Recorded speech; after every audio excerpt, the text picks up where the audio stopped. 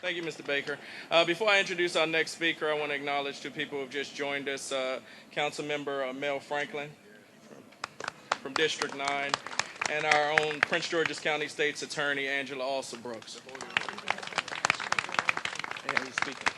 So I'll acknowledge our next speaker, our Vice Chair of Prince George's County, Obie Patterson. Good morning. Good. First of all, let me thank all of you for coming out in celebration of the 50th anniversary of the March on Washington. I was not, Madam Chair, in the oven at that time. I was down on the mall at that particular time. As been said already, we've made some progress, yes, but we do have much more ahead of us to do. We know what's happening throughout this country, voter suppression. We know about the increase of interest for college students to go and come out of college and be able to buy a home without having to pay back thousands and thousands of dollars. And we know who that directly impacts in terms of attaining a full, good education. So I would say, yes, we are marching, but we got to continue to march because we got much, much more to do ahead. And I remember the specific day, some of you around here might remember the old hot shopper chain. That's what I was doing the summer of 1963. And I recall very clearly my supervisor told us, no one will be late. Everybody must report to work tomorrow. But guess what? I defied that request and I said this was a march that I was not going to miss. And I tell you, I did go. And when I got back, surprisingly, I don't usually tell the story, but this very same supervisor turned out to be the best supervisor probably I had done my entire summer employment. So it's nothing wrong with taking a stand. You need to do it. I had a lot on the line, but I said, I had to be there, and it was my obligation to be there. And at that point, I had one daughter. Of course, she was a little small, but I decided that, yes, she was going to be there, I was going to be there, and we were there. So please continue to know that it's our time to step up to the plate and do what we have to do to ensure that Dr. King's dream remains active and well alive. Thank you very much. Thank you, Mr. Vice Chairman. Our next speaker will be the Prince George's County President of the State of Maryland, NAACP, Mr. Gerald Stansberry. Yes, sir. Good morning, good morning, good morning. A great morning. The sun's shining nice and bright, no rain. We're having a good crowd here. Appreciate all of you that came out today. I'd like to first thank our county exec, who's done a wonderful job in this county working with the Maryland, Prince George's County NAACP and all the support he's given. It's very important. Prince George's County is very important in the state of Maryland. And we ask that all of our state conference presidents do the same as Prince George. He's a model to follow, Bob Ross, and I want to give him all the glory for that. I've asked Bob to spearhead for the state of Maryland this March on Washington endeavor. As we prepare to mark the 50th anniversary of the historic March on Washington for Jobs and Freedom, it is appropriate to remember that time in our history as a great moment, because it was a time when Americans from all walks of life, all races, all ethnic backgrounds, people from businesses, industry, and labor stood firm in the belief that America could be better. In the aftermath of the march, greatness was on display with the signing of the Civil Rights Act in 1964 and the Voting Rights Act in 1965. They have been the guiding light for many seeking justice since then. Many people believe that the march in 1963 was for jobs and freedom. But as Louis Menden wrote in his July New Yorker article called The Color of Law, the 1963 march combined the crusade of A. Philip Randolph against discrimination in employment and the armed services and Martin Luther King's crusade for equal justice. Today, there is no question that we have made great changes, but work continues because there are forces that still oppose equality and who will turn back the clock on access to the voting booth. In the name of colorblind laws, our jails are full. In the name of budget shortfalls, there are those who would let families go hungry. Some think the tiny cost of the Maryland Dream Act is bigger than the benefit of educated children living productive lives in their community. They believe women don't deserve equal pay for equal work, and that marriage for some is less meaningful than marriage for others. So when we march on Saturday, and I hope we are all here will join by hundreds of thousands from Prince George's County, Maryland, and all over the country. Let us remember when many took great chances and made great sacrifices to have a better life for themselves and their children, and so that others could follow and find their way. Let us use the 50th anniversary to share this great history with the young to whom we pass the torch. On Saturday, we can give them hope by letting them know that at one of the lowest points in our history, America chose greatness. So on Saturday, we march to remember. We march to pass the torch. And we renew our pledge to fight the justice forces of darkness that would turn back the clock of freedom, fairness, democracy.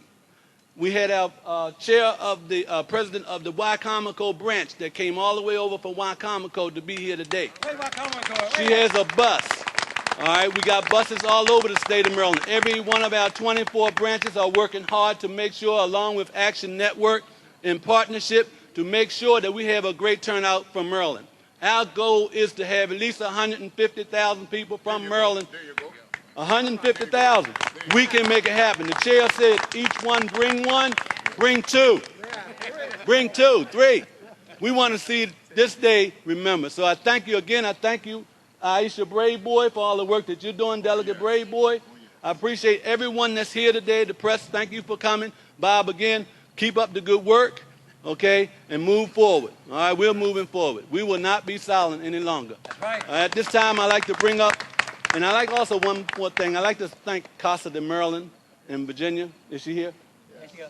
We do believe in partnership, collaboration. It was partnerships with these organizations saying, okay, we're going to stand together. We're going to show America that we can work together, regardless of our color, race, or creed. We're going to do that. Listen to us, Governor. Listen to all the politicians. We are going to work together. Thank you. Aisha Brave Boy, Delegate Brave Boy. Hello, good morning, everyone. I'm here to represent the Legislative Black Caucus of Maryland, but while I make my comments, I'm going to ask our state's attorney, our sheriff, and also Mr. Phil Lee to join me. And the reason why I'm asking these individuals, along with our clerk of the court, Marilyn Bland, who's also here to join me, is that they represent a very important part of our democracy, and that's our criminal justice system. And what we understand is that we incarcerate far too many of our young people.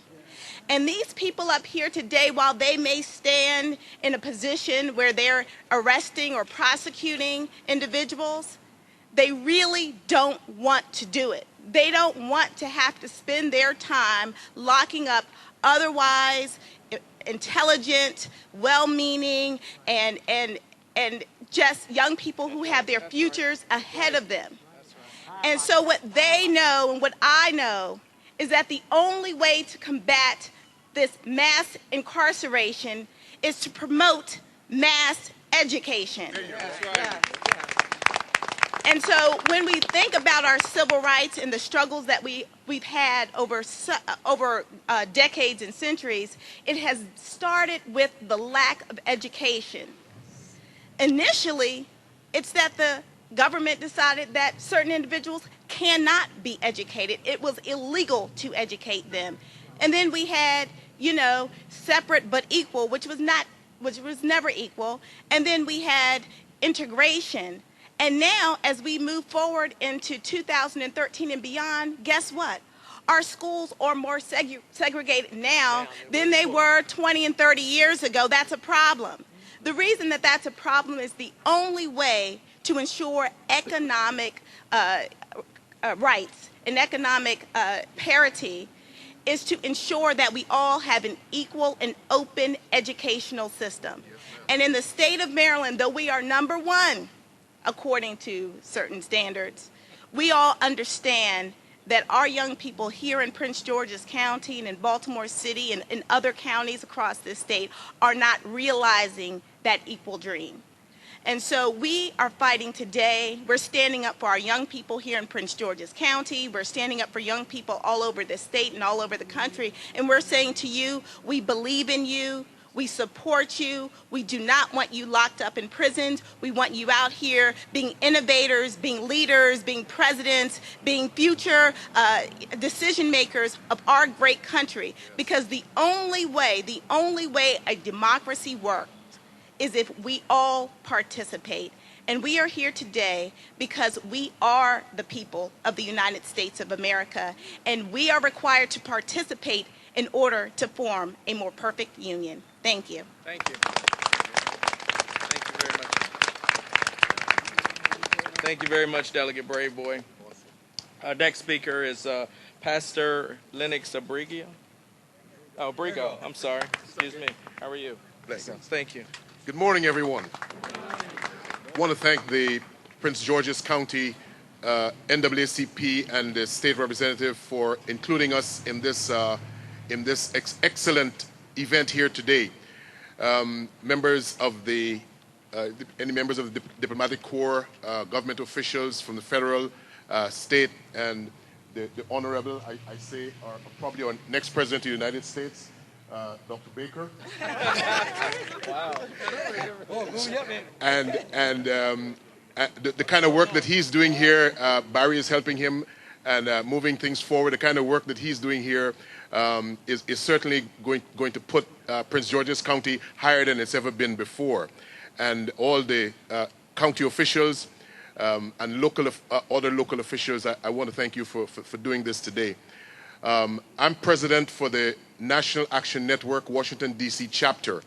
And this march on the 50th anniversary march is the brainchild and is under the leadership of Reverend Al Sharpton, the great leader, civil rights leader of our day, and Martin King III. I say in church that priests could not apply for a job as priests. You had to be born a Levite. You had to be born into the family in order to be a priest in the Levitical system. So it is awesome to me to see that Martin King III is carrying on the work of his father. That's the African generational model to which we have become accustomed. And so we are asking everyone to assemble at the Lincoln Memorial at 8 a.m. on the 24th. I was born on the 24th, so that's an important date for me, and it probably is symptomatic of my call to the civil rights ministry.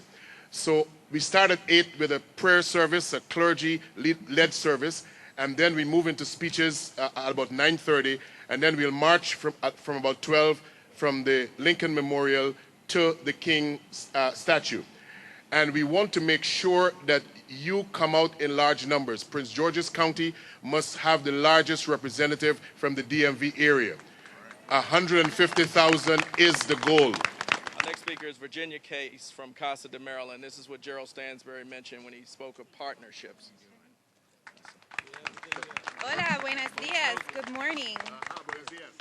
So first, I just want to say that we are honored here at Casa to stand in support of the 50th anniversary of Dr. King's famous I Have a Dream speech, because the African American community, and in particular the African American community in Prince George's County, delivered our DREAM Act in November and made that possible. And so we just want to make sure we say thank you to everyone.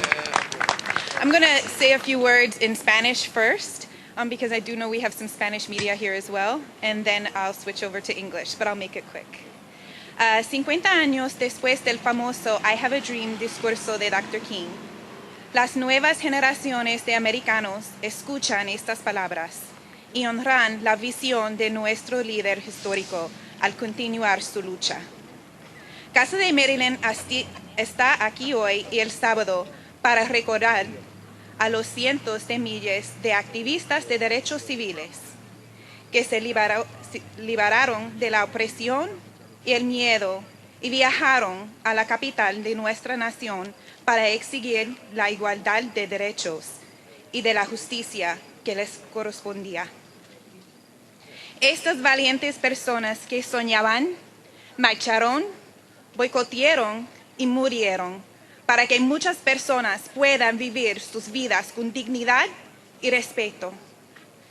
Es por eso que estamos hoy aquí, porque sabemos que aún queda trabajo por hacer para que el sueño se cumpla.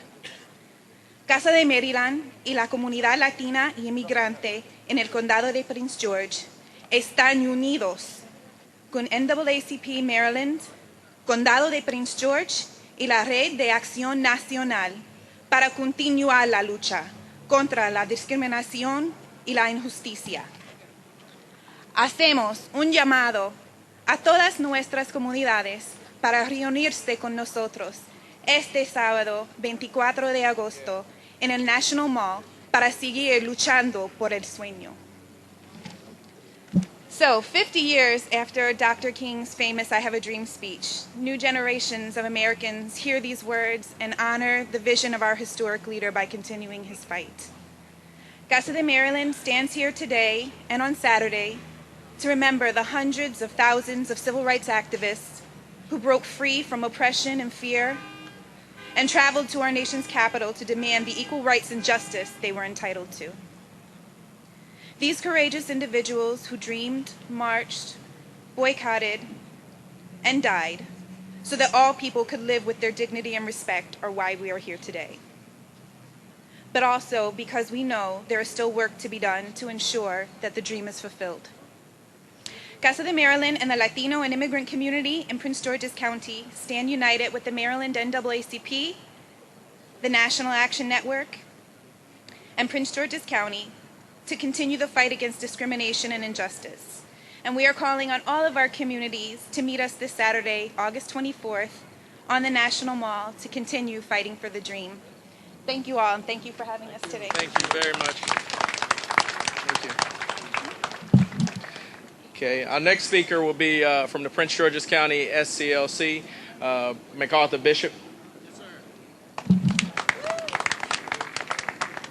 Good morning. It is a great day to be with all of you and with our county officials and our state officials represented from the NAACP. I just want to congratulate Bob Ross and his effort in putting this together and our effort to get people to the march on the 24th. It is that we have a tremendous responsibility to carry on that was started by the founder of the Southern Christian Leadership Conference, Dr. Martin Luther King, Jr. I recall a statement made by George Wills on a TV show dealing with what he was concerned about when George Bush was running for president of the United States. And he was concerned about how Bush was moving away from a very conservative agenda. But George looked around and said, well, you know, what we're really concerned about and why we will support George, even though he's going against some things that we want, is because of the Supreme Court. Well, you see what we got as a Supreme Court because of those kind of presidents. So we have a tremendous responsibility to go to the polls and to vote so that our congresspersons will be able to decide and our Senate will be able to approve the kind of Supreme Court justices that we need. And I would think that this march that we have on coming up Saturday would be a good opportunity for us to voice our opinion and voice very strongly what we believe the kind of Supreme Court that we should have. And also we have to deal with profiling, racial profiling. It's an opportunity that we can make a statement at that march, and hopefully that you all will join the Southern Christian Leadership Conference with our national convention being in D.C. at this particular time. Come and join us at our convention and march with us on the mall from the to the Lincoln Memorial to the Martin Luther King Memorial. Hope to see you at the march on Saturday. Thank you. Thank you. Thank you, Mr. Bishop. I'm going to turn the mic over to Mr. Bob Ross, who will give us details about Saturday's march. Bob. Thank you, everybody, for staying. I know this has been a long press conference as we get ready to wind it up. But we are working on so many issues here in the county, the NAACP. We're working on housing. We're working on foreclosure. We're going to have a big announcement about that in about a week. Now, here's how the march is going to go on the 24th. I've been organizing for the state of Maryland, working with the National Action Network and the District of Columbus, as well as other NAACP branches in Virginia. Prince George's County, we're going to start going to the march at 7 o'clock in the morning. And we're going to meet at the Washington Monument, where we're all going to gather for about an hour. Then we're going to proceed into the march. As the county exec said, we want to see hundreds of thousands of people there. This march is important because it is the DMV area that needs to get out there by the numbers. By the numbers. Don't postpone your hairdo, postpone going to a ball game. This is more important, the most important thing that we can do, because if we are not there in numbers, if we don't double the 1963 numbers, then we will look ineffective. So that's why it's important that you be there. 8:15, we're going to proceed off to the Lincoln Memorial. We're advising people to take Metro in. Buses are not going to be allowed into D.C., and they will be parking at RFK Stadium. If you need to register a bus, visit the National Action Network to register all buses. Get your Metro passes in advance. It is going to be a sacrifice. But remember, we rest on the shoulders of those that was at the march ahead of us. And as Reverend Briegel said, we got to have prayer from about 8 to 9. Then the program starts. Then the official speakers come on at 10 o'clock. Then that's going to last until about 12:31. And then we're going to march from the Lincoln Memorial to the King Memorial, where you are going to be dispersed to go back home and get to work and get busy in your community. Also, we will have something called the Global Freedom Fest, which will be on the National Mall. The NAACP on Thursday and Friday will have a youth event at the Hyatt Regency Hotel. That is the day of the event. And it's a very simple call to come back into your community and go to work. And as the county chair said, don't sleep through a great revolution. If anyone remember that speech, he talked about Rip Van Winkle. He said Rip Van Winkle slept through a great, he slept for 20 years. The Union Jack was flying when he went to sleep. And when he woke up, the American flag was flying, and he knew not where he was. So you don't want to wake up on the 24th and know not where you are. Thank you. Thank you, Bob. This brings our press conference to a close, and if the media wants to stay and ask questions, we'll take questions after we close. Thank you for coming out. Have a good day.